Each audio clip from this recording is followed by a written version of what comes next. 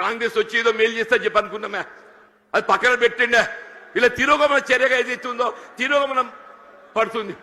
మళ్ళీ తెలంగాణ రాష్ట్ర పునర్నిర్మాణం కావాలని చెప్పంటే కేసీఆర్ గారి యొక్క నాయకత్వం మాత్రమే తెలంగాణ రాష్ట్రాన్ని పునర్నిర్మాణం చేయగలుగుతా చెప్పంటున్నాను.